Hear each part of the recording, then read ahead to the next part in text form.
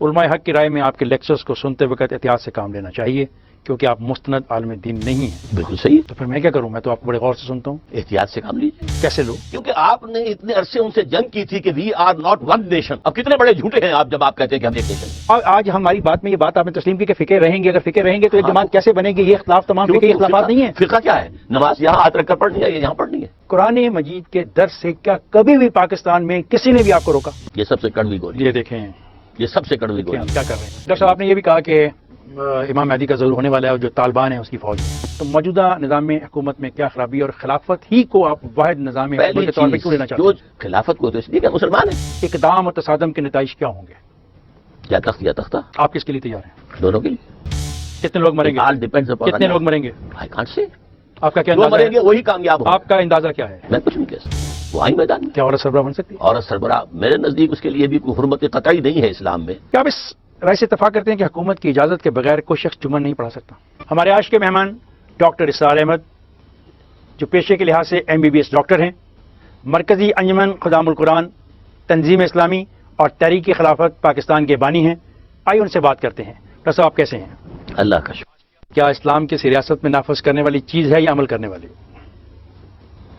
ان دونوں میں میرے نزدیک کوئی فرق نہیں ہے، اسلام پر عمل کرنا ہی اس کو نافذ کرنا ہے۔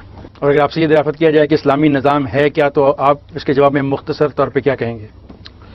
اسلامی نظام یہ ہے کہ جس کے لیے عنوان ہے جامع خلافت، وائس ڈیورنسی، یہ تسلیم کیا جائے کہ حاکمیت اللہ کے لیے ہے، اللہ اور اس کا رسول ان کے آراء بالا تر رہیں گی ہر حال میں، لیکن with in the circle of their injunctions of the Quran and the Sunnah, باقی جتنے معاملات ہیں وہ عوام کے ہیں۔ امرہم شورا بینہم، وہ آپس میں مشورے سے وہ معاملات طے کر سکتے ہیں۔ کیا پاکستان کے دستور کے مطابق حاکمیت اللہ تبارک تعالیٰ کی نہیں ہے؟ ہے بالکل، لیکن اس کے آگے ایسی رکاوٹیں ہیں کہ وہ مؤثر نہیں ہے۔ مثلا اس کے حوالے سے ایک مقدمہ دائر کیا گیا سپریم کورٹ میں کہ یہ جو سزا ہے کہ جس شخص کو سزا ہو چکی ہے پھانسی کی، سیشن سے بھی، پھر کنفرم ہو گئی ہے ہائی کورٹ سے، پھر کنفرم ہو گئی سپریم کورٹ سے، پھر بھی صدر مملکت کو اختیار حاصل ہے کہ وہ چاہیں تو کمیوٹ کر دیں۔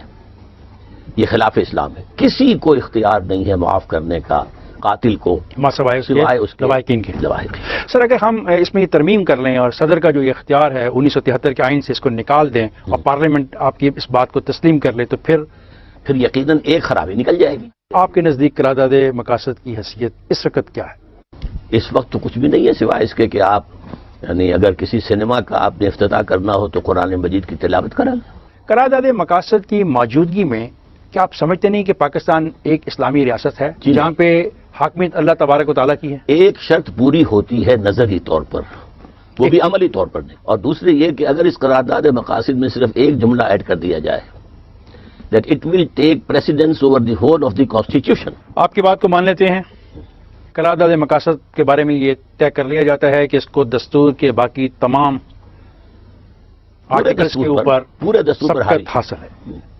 اب شرط کے بعد عمل کی جانب چلتے ہیں۔ جی، اس کو ماننے کے بعد موجودہ نظام میں کیسے اسلامی ریاست جنم لے گی؟ اس کے لیے دو راستے آپ کے دستور میں تجویز کیے گئے۔ نمبر ایک، طے کیا گیا دفعہ 227 میں، no legislation will be done here repugnant to the Quran and the Sunnah, اور یہ اس چیپٹر کا حصہ ہے کہ جو کاؤنسل آف اسلامک آئیڈیالوجی کے عنوان سے آپ یہاں چیپٹر ہے پورا، کہ اس کاؤنسل آف اسلامک آئیڈیالوجی کا فنکشن کیا ہوگا، کہ وہ سپروائز کرے گی کہ کوئی قانون یہاں پر کتاب و سنت کے منافی نہ ہو، نہ بنے۔ ٹھیک، لیکن کاؤنسل آف اسلامک آئیڈیالوجی جو رپورٹ پیش کرے گی اس کا کیا حشر ہوگا؟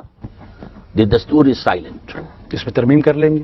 نہیں کی گئی نا۔ سر ہم بات دیکھیں، ہم ایک اس میں ترمیم کر لی جائے ڈاکٹر صاحب وہ تو میں خود سمجھتا ہوں کہ چند ترمیموں سے نفاق کا، منافقت، جو میں اس کو دستوری منافقت کہتا ہوں، منافق وہ شخص ہوتا ہے کہ جو قانوناً مسلمان ہے حقیقت میں مسلمان نہیں ہے، وہ منافق ہوتا ہے۔ تو ہمارا دستور منافقانہ ہے، نظام کافرانہ ہے۔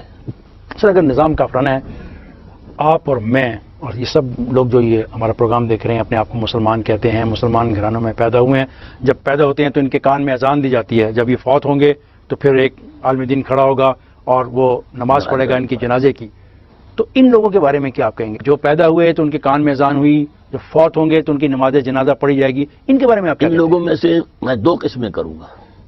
ایک وہ لوگ ہوں گے کہ جو اس نظام کو مینٹلی ریکنسائل نہ کریں، سپورٹ نہ کریں. ڈاکٹر صاحب، باقی جن لوگوں نے اس نظام کو تسلیم کر لیا ہے اور اسی کے اندر وہ چل رہے ہیں، پھر رہے ہیں، بڑی آسانی سے کھاتے ہیں، پیتے ہیں، عیش کرتے ہیں، پاؤں پھیلا کر سوتے ہیں، اس کو سپورٹ بھی کرتے ہیں، اس میں پارٹیسپیٹ بھی کرتے ہیں، ان کو میں کہوں گا وہ بہت بڑے گناہ میں مبتلا ہے. ڈاکٹر صاحب میں ایسے کہتا ہوں کہ پاکستان کے اندر 6000 سے زیادہ یونین کونسلز ہیں، ان میں لوگ بستے ہیں، ان لوگوں کو آپ مسلمان سمجھتے لیگلی دے آر ہیں؟ All Muslims. I always said. میں آپ سے بات کر رہا ہوں، میں لیگل نہیں پوچھ رہا، میں ڈاکٹر اسرار احمد سے اس کی رائے پوچھ رہا ہوں. میری رائے یہ ہے کہ لیگلی دے آر مسلمز، لیکن ایکچولی فاسق ہیں، فاجر ہیں، غیر متقی ہیں، غافل ہیں، ناواقف ہیں، اور ان کے لیے جو ہے وہ فاسق اور فاجر بھی ہیں، لیکن ہیں مسلمان. سوال یہ پیدا ہوگا سر کہ پاکستان میں کتنی مساجد ہوں گی آپ کے خیال میں؟ میرے علم میں تو نہیں ہے، میرے پاس کوئی statistics لاکھوں کے قریب نہیں تو ہوں گی ہے. اگر ہم متعدد رویہ اختیار کریں تو. کیا وہاں پہ کوئی پابندی تھی علماء کرام پہ کہ آپ لوگ مساجد میں جا کے نماز نہیں پڑھ سکتے اور لوگوں کو دین کی طرف متوجہ نہیں کر سکتے؟ کوئی پابندی نہیں. نہیں سر، اگر پابندی نہیں تھی تو کیا وجہ ہے کہ آج لوگ غافل بھی ہیں، ناواقف بھی ہیں؟ کہاں پہ جس ریاست کو اسلامی جمہوریہ پاکستان کہا جاتا ہے، کہاں پہ جس ریاست کو اس لیے ماضی وجود میں لایا گیا کہ وہاں پہ لوگ جا کے اپنے دین کے مطابق اپنی زندگیاں گزار سکیں. علماء کرام بھی یہ کام کرتے ہیں، لیکن اصل میں جو کاؤنٹر فورسز ہیں، جو مغرب کا جو ایک تہذیب ہے ہمارے اوپر، اس کی جو چھاپ پڑ چکی ہے، سر مربوطیت مذہب ہے. میں مغربی تہذیب کی چھاپ آپ پر اس ملک میں کب سے پڑنی شروع ہوئی؟ جب سے انگریز فاتح کی حیثیت سے آیا، جب انگریزی تہذیب کا سیلاب آیا، انگریزی علوم کا سیلاب آیا، سائنس کا سیلاب آیا، تو یہ ساری چیزیں اتنی اوور ویلمنگ تھیں کہ، اور ساتھ ہی ساتھ مشنریز چلے آ رہے تھے ان کے جلوں میں کہ کنورشن ہو سکتی تھی پورے ہندوستان کے اندر. پادری فاؤنڈر نے کلکتے سے لے کر دلی تک تمام علماء کو شکستیں دی ہیں مناظروں کے اندر. وہ تو بعد میں دلی میں پھر اس کو مناظرہ کرنے کے لیے مل گئے. مولانا رحمۃ اللہ کیرانوی رحمۃ اللہ علیہ، انہوں نے شکست دی اس کو، پھر وہ یہاں سے بھاگ گیا. ان حالات میں علماء نے طے کیا کہ ہم اس مین دھارے کا مقابلہ کرنے کے حق میں نہیں ہے، اس وقت پوزیشن میں نہیں ہے. آخر حقائق کو دیکھنا چاہیے، ان کی طاقت کیا ہے، ہماری طاقت کیا ہے. اگر ہمارے ادھر طاقت ہوتی تو ہم محکوم ہی کیوں ہوتے ہیں. لہذا انہوں نے ڈیفینسو رول اختیار کیا، کونوں کھدروں میں جا کر بیٹھ جاؤ، قال اللہ قال رسول کی آوازیں بلند کرو. جس بات کا اثر مسلمانوں پہ ہوا اسی بات کا اثر ہندوؤں پر کیوں نہیں ہوا؟ انہوں نے اپنی ثقافت، تہذیب، اپنا دین کیوں نہیں چھوڑا؟ ہندو جو ہے اس کے لیے مسئلہ یہ نہیں تھا کہ کوئی نئی چیز آ گئی، وہ پہلے بھی غلام تھا، اب بھی غلام، لہذا اس کی طرف سے کوئی ریئیکشن نہیں تھا. اس نے انگریز کو ویلکم کیا، انگریزی تہذیب کو ویلکم کیا، انگریزی علوم کو ویلکم کیا. انگریزوں نے ان کو بڑھایا کہ یہ لوگ ہیں کہ جو ہمارے یہ خطرہ نہیں بنیں گے، یہ مسلمان خطرہ بنیں گے. اور انڈین مسلمان نامی کتاب کیوں لکھی گئی تھی؟ یہ چونکہ ہم نے ان سے چھینا ہے، یہ تھے یہاں کے رولرز، اس لیے ان کے اندر ایک باغیانہ جذبہ موجود ہے. یہ تھی وجہ کہ ہندو آگے بڑھ گیا ہم سے. اور ہمارے ہاں پھر سیکنڈلی ایک ڈفرنس آف اوپینین ہو گیا. ایک رائے یہ ہوئی کہ دیکھو بھائی، جو حقائق سامنے آئے اس سے منہ چرانے کا فائدہ نہیں ہے. اب آپ مغربی تہذیب کو بھی دیکھیے، مطالعہ کیجئے، مغربی علوم بھی پڑھیے، اس میں جو صحیح ہے اختیار کیجئے، جو غلط ہے چھوڑ دیجیے. ایک رائے یہ بنی کہ نہیں، naan cooperation, absolute naan cooperation. واپس چلتے ہیں 1947 سے 2005 تک. آپ سمجھتے ہیں کہاں روکا گیا اس ملک میں دین کی تبلیغ سے؟ دین کی تبلیغ سے تو کہیں نہیں روکا گیا، لیکن دین اصل میں دو حصوں کا نام ہے. دین ایز اے مذہب مینز نماز، روزہ، حج، زکوٰۃ، شراب حرام، سور حرام، یہ فلاں فلاں، نماز، اچھا نکاح ہوگا، طلاق کے یہ قواعد. ایک یہ ہے جس کو میں کہتا ہوں مذہب. اٹس ناٹ دین. دین ہے ایک مکمل نظام زندگی، the total politico socio economic system according to Allah deen, that is deen. تو دین سے تو روکا گیا. 1947 کے بعد مداخلت کہاں ہوئی؟ نظام کے بارے میں مداخلت ہوئی ہے، مذہب کے بارے میں نہیں. پہلی مداخلت ہوئی ہے جیسا کہ میں نے بتایا آپ کو کہ جو نمایاں ہے، جیسے میرے نزدیک پہلی مداخلت لیاقت علی خان کا قتل ہے. اس کے بعد مخالفت شروع ہوئی یہاں کے مغربی تعلیم یافتہ طبقے سے. کس کا اسلام نافذ کرو گے؟ شیعہ کا، سنی کا، دیوبندی کا، بریلوی کا، اہل حدیث کا، جماعت اسلامی کا. خود اسلام. اس کے بعد ایک بہت بڑا بلنڈر ہو گیا ایک مذہبی جماعت کی طرف سے، جو اس وقت تک ایک سیاسی جماعت نہیں تھی، اس نے الیکشن میں حصہ لے لیا۔ الیکشن میں حصہ لے کر وہ جماعت جو ہے اب وہ ایک پارٹی بن گئی، پولیٹیکل پارٹی۔ اب اس کی سپورٹ دوسری پارٹیز کیسے کریں؟ لہذا اسلام جو ہے ڈیوائیڈڈ ہو گیا، اور اس کے لیے مختلف فرقوں کی جماعتیں علیحدہ علیحدہ منظم ہو گئی۔ اس سے جو مومنٹم تھا اسلام کا وہ ختم ہو گیا۔ These are the 3 stages۔ Doctor صاحب کیا سمجھتے ہیں کہ جماعت اسلامی کا سیاست سے ناطہ جوڑنا پاکستان کی بقا اور اسلام کے پھیلنے میں رکاوٹ بنا؟ میرا یہ خیال ہے کہ واقعی یہ بہت بڑا بلنڈر ہوا ہے ان سے، وہ ادھر کے رہے نہ ادھر کے رہے، اس لیے کہ ان کی جو پروان چڑھے تھے یہ ایک انقلابی پارٹی کی حیثیت سے۔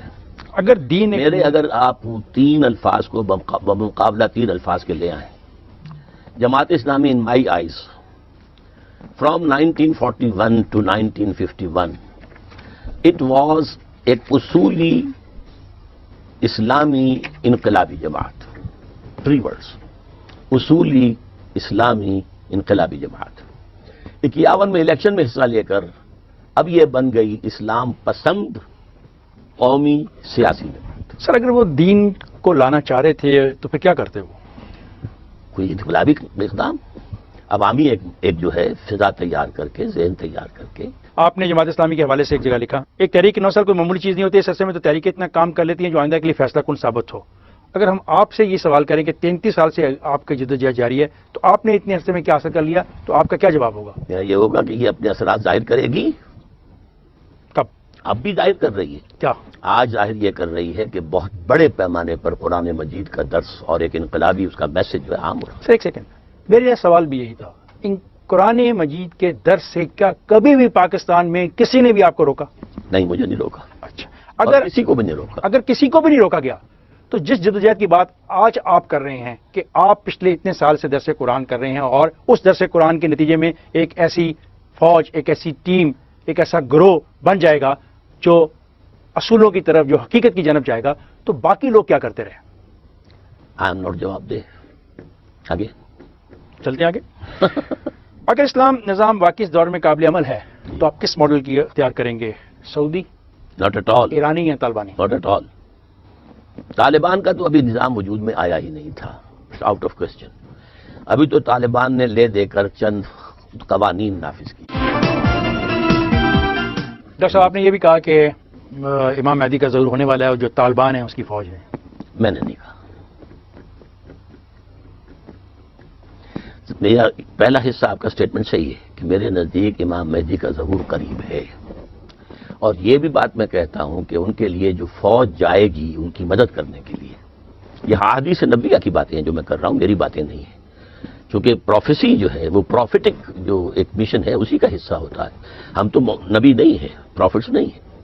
حضور نے فرمایا کہ عرب کے اندر اس طرح کا معاملہ ہوگا کہ ایک بادشاہ کے انتقال کے بعد یہ خانہ جنگی ہو جائے گی، پھر ایک شخص وہاں سے مدینے سے چھپ کر بھاگے گا مکے اور چھپ جائے گا۔ آپ نے کہا کہ سن 1962 میں امام مہدی کی پیدائش ہو چکی ہے۔ جی، میرا گمان ہے کہ 1962 میں، یعنی جو حالات اینڈ ٹائمز کے بارے میں احادیث میں آتے ہیں وہ اب اتنے نزدیک نظر آ رہے ہیں کہ غالباً امام مہدی کا ظہور اب قریب ہے۔ لیکن یہ سب کنجیکچرز ہوتے ہیں، اس میں کوئی یقین کے ساتھ ہم بات نہیں کر سکتے۔ آگے چلتے سر، آپ خلافت راشدہ کے دور کو اصلی اور حقیقی خلافت سمجھتے ہیں؟ جی اب ہمارا یہ سوال ہے کہ چاروں خلفائے راشدین میں جی، آپ دیکھیں تو طریقہ انتخاب مختلف ہے، کا مطلب یہ ہے کہ کوئی پانچواں بھی ہو سکتا؟ اس کا کوئی تعین آپ نے کیا؟ نہیں، کون کرے؟ نہیں، میں نے کیا ہے، ایک اپنا تصور دیا ہے کہ اب جو ہے اس کا انتخاب ہوگا جو ایڈلٹ فرنچائز کی بنیاد پر ہوگا۔ اس میں یہ ہے کہ جو شخص بھی میدان میں آئے گا اس کی تھورو اسکریننگ ہوگی، پہلے کردار کیسا ہے، پیسہ تمہارے پاس آیا ہے تو کہاں سے آیا ہے، تمہارے محلے والے تمہیں کیا کہتے ہیں۔ آئین میں بھی یہ لکھا ہوا ہے، 62 آرٹیکل 62-63 میں، لیکن اس کو طے کر دیا ہے کہ صرف مخالف کینڈیڈیٹ اعتراض کر سکتا ہے۔ اب مخالف کینڈیڈیٹ جانتے ہیں کہ وہ بھی چور، میں بھی چور۔ آپ نے تحریک کیا کہ خلیفہ کا انتخاب بلا واسطہ پورے ملک کے مسلمان کریں گے، اسے پارلیمنٹ کی مجلس شورا کی اکثریت کا محتاج نہیں بنایا جائے گا۔ جی، تو یہ کیا بات ہے؟ پارلیمانی نظام میں یہ ہے کہ ہر وقت جو ممبرز آف پارلیمنٹ ہیں ان کے رحم و کرم پر حکومت کھڑی ہے۔ ایک گروپ پھدک جائے گورنمنٹ گئی، لہذا پرائم منسٹر یا جو بھی ان پاور ہیں ان کا سب سے زیادہ وقت لگتا ہے لوگوں کو راضی رکھنے۔ And they buy them out. اس نظام میں نہیں ہوگا. اس میں تو نہیں ہوگا.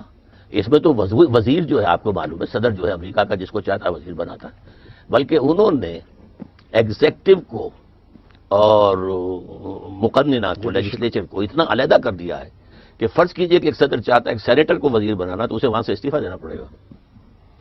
کانگریس مین کو لینا چاہتا ہے تو اس کو وہاں سے استعفیٰ دینا پڑے گا. آپ کی کتاب پاکستان میں نظام خلافت کیا، کیوں اور کیسے، صفحہ 17 آپ نے تحریر کیا.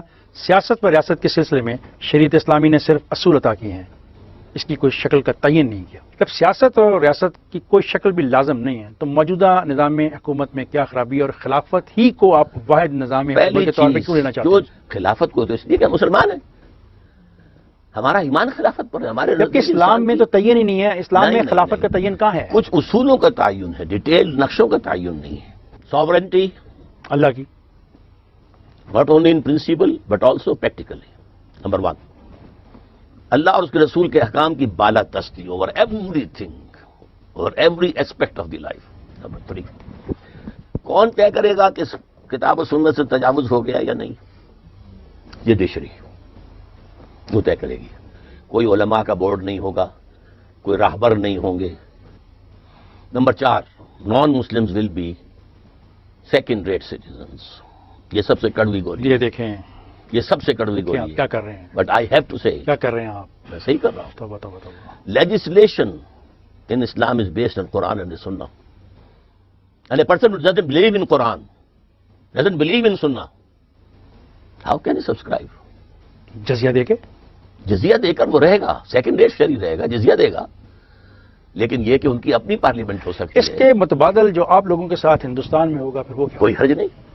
آپ ہندوستان کے کروڑوں مسلمانوں کو ہندوؤں کے آگے پھینکنا چاہتے آج ہیں. کیا ملا ہوا ہے انہیں؟ مجھے بتائیں تو صحیح، انہیں ملا کیا ہے ایجوکیشن؟ ایسے تو نہیں، ایسے تو اعلان کسی نے نہیں کیا کہ ان کو مسلمانوں کو سیکنڈ گریڈ سٹیزن یہ اعلان انڈیا سمجھ نہیں کیا جاتے تو اس سے کوئی فرق واقع نہیں ہوتا. ہیں تو صحیح second rate, actually they are آپ سیکنڈ کا یہ ریٹ. فیصلہ اب دنیا بھر میں مسلمانوں کے لیے مسائل پیدا نہ کر دے گا؟ کرے، میں جس چیز کو حق سمجھتا ہوں اسے بیان کرتا ہوں. سر بھارت میں اسلامک ریاست، آپ کی ریاست میں غیر مسلم کو ووٹ کا حق ہوگا؟ وہ ووٹ دیں گے اپنی اسمبلیز کے لیے. تو ہندوستان میں کیا مسلمانوں کو ووٹ کا حق ہے؟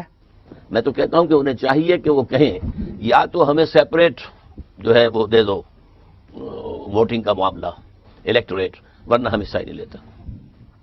کیونکہ آپ نے اتنے عرصے ان سے جنگ کی تھی کہ we are not one nation. اب کتنے بڑے جھوٹے ہیں آپ جب آپ کہتے ہیں کہ ہم ایک نیشن ہیں. اچھا، جب آپ کی سوسائٹی میں ایک پورا کا پورا سیشن شامل ہی نہیں ہوگا ریاستی امور میں تو وہ روندا نہیں جائے گا؟ کس طرح نکال جائے گا؟ روندا جائے گا. رہے گا. آپ کے ہاں، آپ کے اس ملک کے اندر کتنا کچھ حصہ لیا پارسیوں نے سیاست کے اندر. were they trampled? They had the freedom to do business. They had to the freedom to take education. بہترین تعلیمی ادارے کراچی میں پارسیوں نے بنائے، بہترین ہسپتال پارسیوں نے بنائے. They lived as respectable minorities. تو اس اعتبار سے یہ ووٹ سے کچھ حاصل نہیں ہوتا، یہ سوائے فراڈ کے. سر were they ever declared second grade citizen? Never. But what I am saying is, if they are declared, there is no harm. کوئی پریکٹیکل فرق نہیں واقع ہوگا. جو اس وقت ان کی پوزیشن ہے وہی رہے. اچھا، پھر ایسی صورتحال میں غیر مسلموں کے لیے جو قانون سازی کی جائے گی اس میں ان کو پھر کیسے نمائندگی دی جائے گی؟ ہم ان کو تو نمائندگی دی ہی جائے گی. اب اس کے بعد ان کی پروپوزلز کس حد تک ہمارے لیے ایکسیپٹیبل ہیں یہ ہم دیکھیں گے. ڈاکٹر صاحب سے گفتگو کا سلسلہ جاری رہے گا. اگلے منگل پھر ملاقات ہوگی.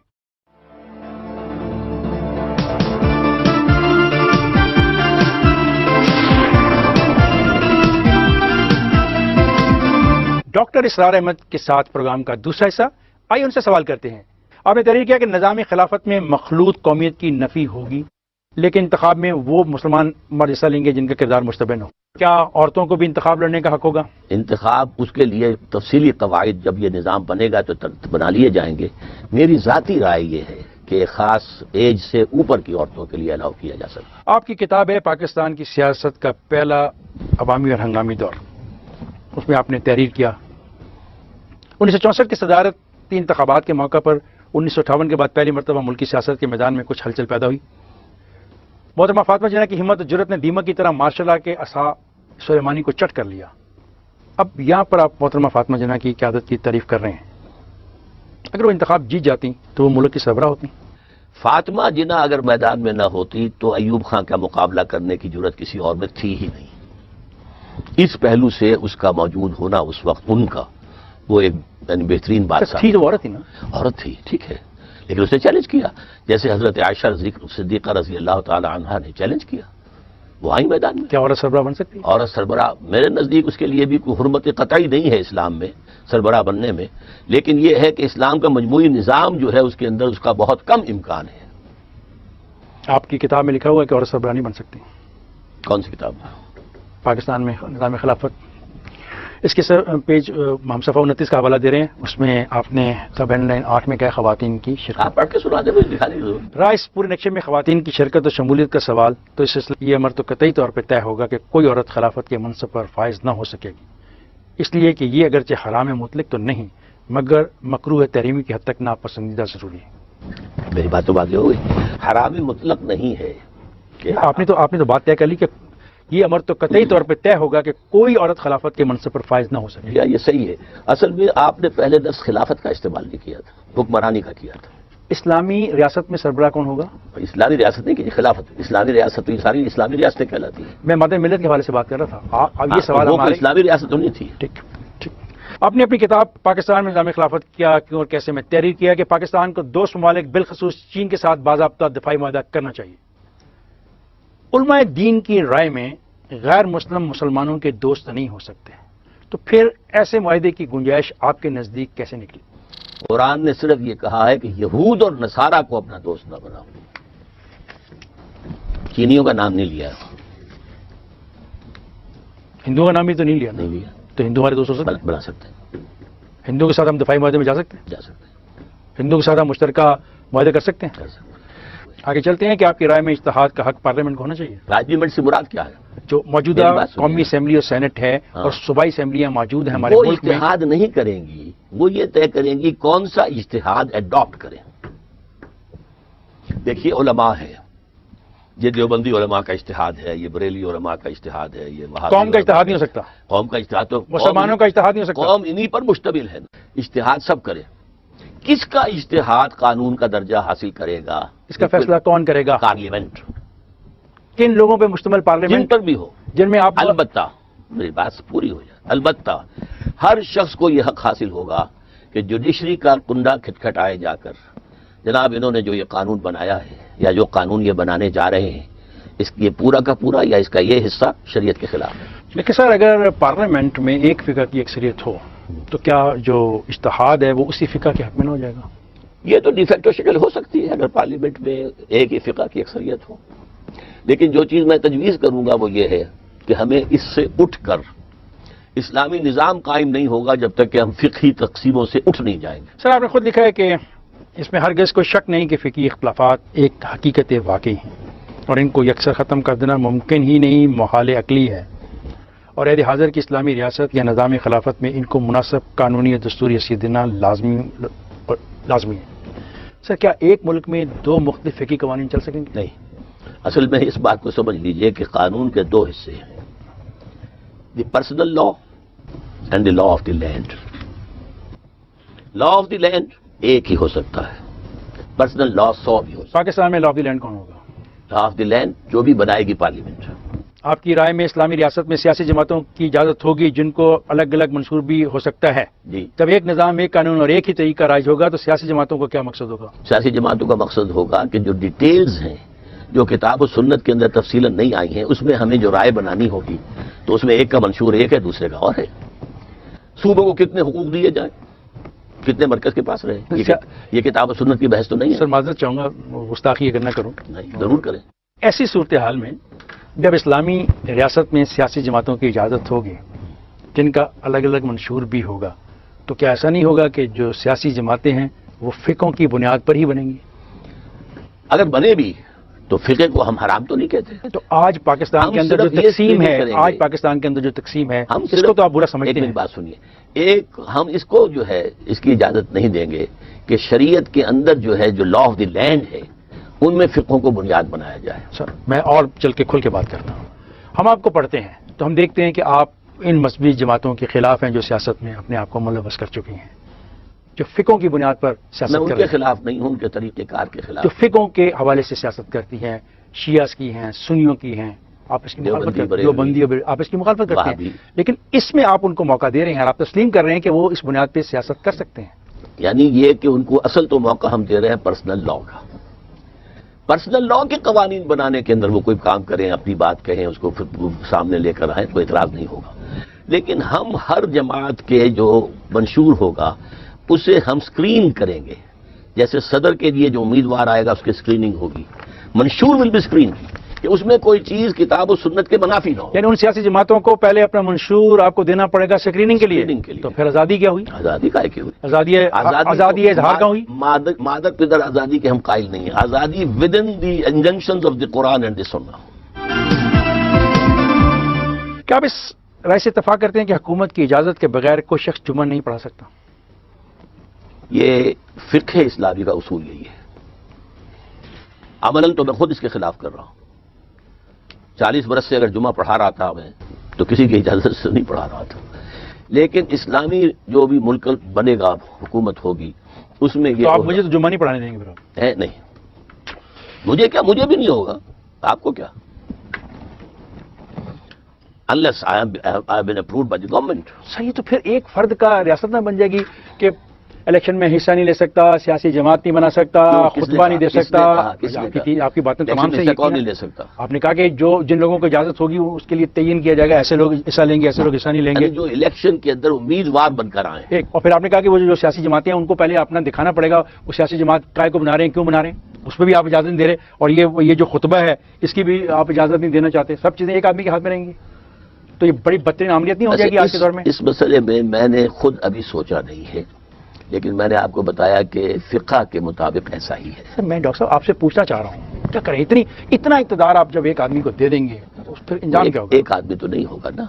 آخر جو بھی خطیب ہوں گے ہزاروں ہوں گے، لاکھوں ہوں گے، مسجدیں لاکھوں ہیں، اور ان کے اندر صاحب ہمت لوگ بھی ہوں گے، صاحب عظیمت لوگ بھی ہوں گے. سب کے سب صرف government servants, your faithful servant تو نہیں. آگے چلتے ہیں. آپ نے تحریر کیا کہ وحدانی، فیڈرل اور کنفیڈرل نظام سب جائز ہے. بالکل. اب پہلی بنیادی بات ہے کہ فیڈرل اور کنفیڈرل نظام آپس میں متصادم بھی ہیں. فیڈرل اینڈ کنفیڈرل، فیڈریشن اور کنفیڈریشن میں فرق ہے. فرق تو ہے، تو یونٹری میں نہیں ہے. یونٹری بھی ہے. اچھا، جب یہ تینوں میں فرق بھی ہے اور آپ کے نزدیک یہ جائز بھی ہے اور خلافت بھی آپ کے نزدیک جائز ہے، تو کیا خلافت وحدانی نظام ہے، کیا خلافت فیڈرل نظام ہے، یا کیا خلافت ایک کنفیڈریشن نظام ہے؟ It will be left on the free choice of the people. یہ امرہم شورا بینہم ہے، یہ ان کا معاملہ. قرآن نے نہ یہ کہا کہ وحدانی بناؤ، نہ یہ کہا کہ فیڈرل بناؤ، نہ یہ کہا کہ کنفیڈرل بناؤ. آپ کس کو سپورٹ کرتے ہیں؟ میں تو نمبر 1 کو. لیکن یہ کہ خلافت راشدہ کے کچھ خصائص ایسے ہیں جو دنیا میں اب دوبارہ نہیں آ سکتے. خلافت راشدہ ضمیمہ تھی خلافت نبوت، کنٹینیوشن، ٹھیک، وہ تو نہیں آئے گا. وہاں جو لوگوں کی جو اصلاح ہوئی تھی اور جو تربیت ہوا تھا، تربیت ہوئی تھی براہ راست نبی کریم صلی اللہ علیہ وسلم آپ سے ہوئی، وہ اب نہیں ہو سکتی. وہاں صحابہ میں گریڈیشن تھی، پہلے کے کون ہیں، بعد کے کون ہیں. نہیں، پہلے تو سب سے اوپر جو ہے 10 عشرہ مبشرہ ہیں، پھر وہ اصحاب بدر ہیں، پھر اصحاب بیعت رضوان ہیں، سو آن. پھر یہ کہ وہ ایک قبائلی معاشرہ تھا. قبائلی معاشرے میں چیفز آف دی ٹرائبز بیٹھ کر جو طے کر لیں بس فیصلہ ہے. تو ان 4 چیزوں کی وجہ سے اب یہ 4 چیزیں نہیں ہیں. آپ تجویز کیا کرتے ہیں؟ We have to take the fundamentals of Islam. آپ مسلم قومیت کی بات کرتے ہیں، کیا موجودہ دور میں یہ حقیقت یہ نہیں کہ ایرانی خود کو ایرانی قوم، عرب عربی قوم، بنگلہ دیشی بنگالی قوم اور اس طرح دیگر ممالک میں رہنے والے قومی شناخت کے لیے اپنے اپنے ملک کا نام استعمال کرتے ہیں؟ پھر واحد قوم کے تصور کا امکان کیا ہے اور یہ کیسے ممکن ہے؟ واحد قوم کا تصور اصل میں ان قومیتوں کو اس کو گورن کرے گا. ایک قوم کے اندر قومیتیں ہو سکتی ہیں. جیسے قریش ایک قبیلہ تھا، اس میں بہت سے گھرانے تھے، یہ بنو امیہ ہیں، یہ بنو ہاشم ہیں، یہ بنو عدی ہیں، یہ بنو تیم ہیں، یہ فلاں ہیں، یہ فلاں ہیں. کون مانے گا اس کو؟ انسان ہی مانیں گے انشاءاللہ. کیا آپ ان ممالک کو فتح کریں گے؟ نہیں، فکر فتح کرے گا. کیسے اکٹھے ہو جائیں گے؟ فکر فتح کرے گا. کیا انڈیا کے اندر روس کی فوجیں آ گئی تھی کہ کمیونسٹ پارٹی بن گئی وہاں؟ آپ مذہبی جماعتوں کی سیاست سے الگ رہنے کے حق میں تو ہیں، مگر خود آپ 1969 سے باقاعدگی سے سیاست پر دھاریے بھی لکھتے ہیں، وقتاً فوقتاً سیاسی معاملات پر رائے کا اظہار بھی کرتے ہیں اور ایسے اجتماعات میں شرکت بھی کرتے ہیں. اس کی کیا وجہ ہے؟ جو سیاست ہے اس کے دو حصے ہیں، نظری سیاست، عملی سیاست۔ نظری سیاست میں سب سے بڑا رول آپ لوگ پلے کرتے ہیں، یا اخبار نویس پلے کرتا ہے، کالم نگار پلے کرتے ہیں، کہ وہ لوگوں کی سوچ کو ایک رخ پر ڈالتے ہیں۔ although they never come in the field to contest elections, but they influence the election. یہ نظری سیاست ہے۔ I am 100% theoretically a politician, but not practical. اچھا پریکٹیکل میں بھی سمجھ لیجئے پلیز، اس کے بھی دو حصے ہیں، ایک ہے انتخابی سیاست، ایک ہے انقلابی سیاست۔ آپ انقلابی سیاست میں یقین رکھتے ہیں؟ میں انقلابی سیاست، آپ خون چاہتے ہیں ملک میں بہے؟ بالکل، خون دیے بغیر نظام نہیں بدلتا۔ کس کا؟ غریب عوام کا خون بہے گا یا قائدین کا؟ جو بھی اس نظام کو بدلنا چاہے ایک ان کا نظام خون بہے گا۔ 1977 میں بھی آپ نے نظام لانے کی کوشش کی اور قتل غریبوں کا خون نہیں کی، بہا۔ قتل نہیں کی، میں بالکل نہیں مانتا۔ It was only a political movement, anti-Bhutto movement, نظام which Mustafa. was hijacked by the Maulvis. نظام مصطفیٰ۔ And the Maulvis were fighting with each other. ایک دوسرے کے پیچھے نماز تک نہیں پڑھتے تھے۔ آج بھی تو یہی ہے، تو پھر تو آئندہ بھی ایسا ہی ہوگا؟ نہیں ہوگا۔ یہ تو خدشات ہیں جن کی میں نمائندگی کرنے بیٹھا ہوں۔ بنے گی، وہ جماعت نہیں تھی، کانگلومیشن تھی آف پارٹیز، 9 جماعتوں کا اتحاد تھا۔ لیکن اگر ایک جماعت بنے گی تو ایسا نہیں ہوگا۔ سر آج ہماری بات میں یہ بات آپ نے تسلیم کی کہ فقہ رہیں گے، اگر فقہ رہیں گے تو ایک ہاں، جماعت تو کیسے بنے گی؟ یہ اختلاف تمام فقہی اختلافات نہیں ہیں۔ فقہ کیا ہے؟ نماز یہاں ہاتھ رکھ کر پڑھنی ہے یا یہاں پڑھنی ہے؟ کسی فقہ کے اندر یہ نہیں ہے کہ رکوع بھی 2 ہیں۔ اگر رکوع 2 ہوتے ایک رکعت کے اندر تو پھر نماز آپ کیا کبھی ساتھ 2 میں پڑھ رکوع کے سکتے معاملے پر اس ملک کے اندر کوئی فساد ہوا؟ ہے ہی نہیں نا۔ تو فساد کن باتوں پہ ہوتا ہے اس ملک میں؟ وہ تو ہیں کچھ چیزیں کہ اگر آپ نے حضرت عائشہ کو کسی نے گالی دے دی ہے، کسی نے کوئی توہین کر دی ہے حضرت حسین کی، یا یہ تعزیہ نکلتا ہے تو اس راستے سے نہ نکلے۔ آپ کے بارے میں کہا جاتا ہے کہ فقہوں کے معاملے میں آپ ریلیجسلی انٹالرنٹ ہیں۔ نہیں، قتل نہیں۔ کہا گیا آپ کے بارے میں، بالکل۔ آپ ایک کمیٹی کے سربراہ تھے اور وہ کمیٹی اسی لیے توڑ دی گئی کہ اس کے جو دوسرے شرکا کا کہنا تھا کہ ڈاکٹر اسرار صاحب جو ہیں وہ فقہی طور کے اوپر نہیں چل پائیں گے، ان کا کہنا تھا، ریلیجسلی انٹالرنٹ۔ ان کا کہنا تھا، ان کا کہنا تھا، یہ میں ایسا کیوں کہا؟ تسلیم نہیں کرتا۔ ایسا کیوں کہا؟ اس لیے کہا انہوں نے کہ انہیں اپنی چودراہٹ خطرے میں نظر اس آئی۔ نے شاید اس لیے نہیں کہا کہ وہ کہتے ہیں کہ انہوں نے آپ نے 7 محرم کو اپنی بیٹی کی شادی کر۔ اس میں مجھے قطعاً کسی کی دل آزاری کا میرے پیش نظر نہیں تھا، بلکہ واقعہ یہ ہے کہ مجھے اندازہ ہی نہیں تھا کہ شیعہ اس معاملے میں اتنے سینسیٹیو ہیں۔ ہمارا جو تنظیم اسلامی کا ہے ایک اجتماع سالانہ ہونے والا تھا۔ آپ جیسے عالم دین کو یہ احساس نہیں تھا کہ شیعہ حضرات اس معاملے میں اتنے سینسٹیو ہاں نہیں، مجھے نہیں تھا، میں عالم دین ہوں بھی نہیں نا۔ سر میں تو سنی بھی اس بارے میں طالب سینسٹیو علم ہیں، سنی بھی اس میں جو یہ جو 10 روز ہیں اس ماہ کے اس کو اس ماں کو کیا وہ تو پورے محرم کو نکال دیتے ہیں۔ اس چیز کو اصولاً میں غلط سمجھتا ہوں، اس لیے کہ اگر اسی بنیاد پر آپ نکالنا شروع کر دیں تو شوال کے نکال دیجئے 10 دن۔ یہ ہے وہ بحث۔ ڈاکٹر صاحب اب آپ اس بحث پہ آ گئے، یہ ہے وہ بحث جس کا مجھے جواب چاہیے جی میں دے رہا ہوں۔ کہ پاکستان میں تو اتنے واضح فقہوں کی موجودگی میں جس ریاست کی بات آپ کرتے ہیں وہ کیسے ممکن ہو سکے گی؟ وہ ممکن ہو سکے گی اگر یہ دونوں فقہ اس بات پر راضی ہو جائیں جس پر کہ ایران کا کانسٹیٹیوشن جو ہے بیسڈ ہے۔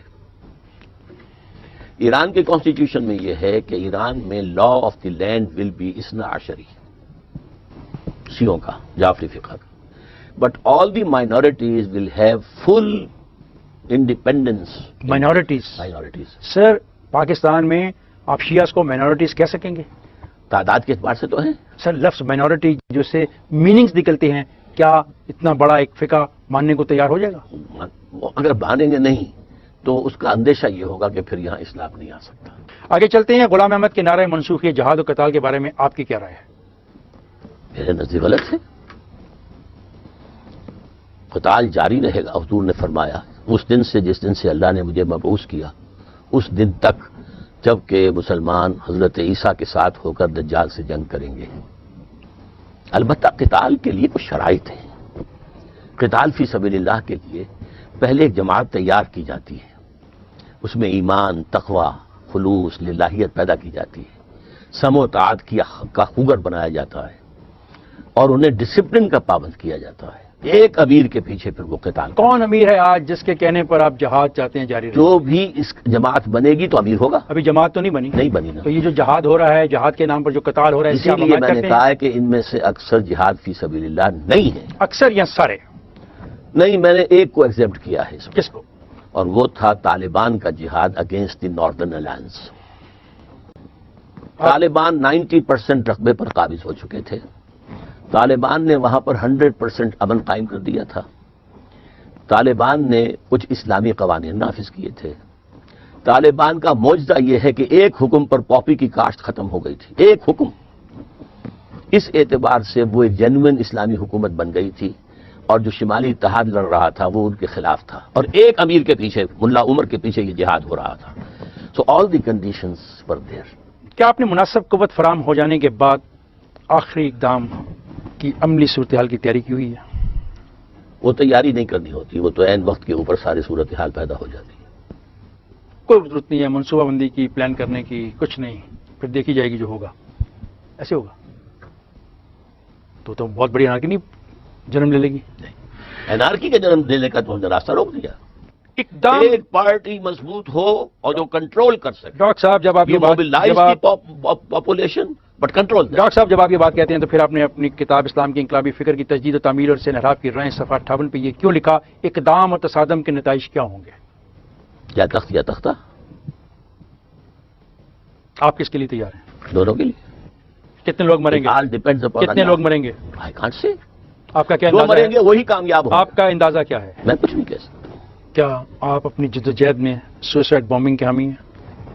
نہیں، میں نہیں حامی نہیں ہوں، لیکن اس وقت جو ہو رہی ہے اسے کنڈون کرتا ہوں کہ ان کے پاس کوئی راستہ نہیں رہ گیا ہے کہ وہ کوئی جوابی کارروائی کر سکے، کوئی اپنے حقوق کا تحفظ کر سکے. They have been pinned against the walls. Maulana Noor Rahman Shariah board Bharat نے آپ کے بارے میں کہا، علماء حق کی رائے میں آپ کے لیکچرز کو سنتے وقت احتیاط سے کام لینا چاہیے کیونکہ آپ مستند عالم دین نہیں ہیں. بالکل صحیح. تو پھر میں کیا کروں؟ میں تو آپ کو بڑے غور سے سنتا ہوں. احتیاط سے کام لیجیے. کیسے لوں؟ اس لیے کہ آپ کو چاہیے کہ ایک آدھ تفسیر اور بھی زیر مطالعہ رکھیں. تو عام آدمی دیکھیے، میں تو عام آدمی ہوں، میں تو آپ کو دیکھیے، ٹیلی ویژن پہ بولتے ہوئے دیکھتا ہوں. دیکھیے میرے پاس تفسیر لینے کا موقع ہی نہیں ہے، میں تفسیر پڑھ ہی نہیں سکتا. کوئی مفسر 100% صحیح تفسیر نہیں لکھ سکتا. Please note it down. تو ہر شخص، ہر مفسر جو ہے اپنے اینگل آف ویو سے قرآن کو دیکھتا ہے، پڑھتا ہے، سمجھتا ہے، پھر سمجھا دیتا ہے. ایک اور فتویٰ بھی ہے، جی. اس میں آپ کو سننے سے منع کیا گیا ہے کہ آپ کو نہ سنا جائے. جہاں یہ بھی ہونے والی بات ہے، اس لیے کہ ہر دور کے علماء کا جو اپنا ایک مقام و مرتبہ ہوتا ہے، اگر کسی بھی پہلو سے وہ محسوس کریں کہ اس میں کوئی مجروح. ڈاکٹر صاحب جب علماء ہی متفق نہیں ہو رہے آپس میں تو قوم کیسے کٹے؟ علماء کبھی متفق نہیں ہوں گے. پھر قوم بھی کبھی اکٹھی نہیں ہوگی. نہیں، قوم ہوگی. علماء کے ماننے والے آ جائیں گے. Thank you very much.